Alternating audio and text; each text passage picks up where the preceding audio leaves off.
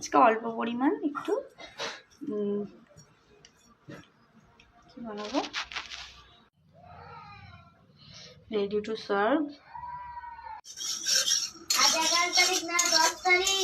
একটা ভাজা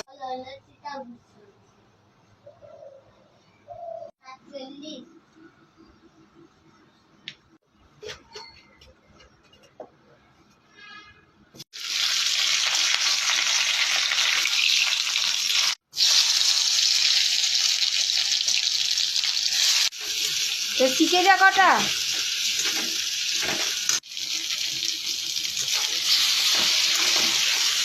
লঙ্কার গুঁড়ো, জিরে গুঁড়ো আর হলুদ গুঁড়ো। ভেজে রাখা আলুটা দিয়ে দিলাম, পরিমাণটা অল্প করছি। এই অবস্থাতে এই ভেজে রাখা মশলাটা বা ভিজিয়ে রাখা চালটা দিয়ে দিচ্ছি।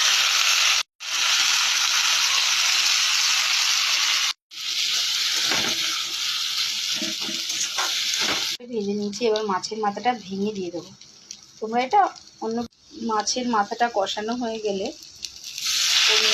রান্না করবে, আর মাঝে একবার ঢাকনাটা তুলে দেখবে আর জল লাগবে। একটু ঘি দিয়ে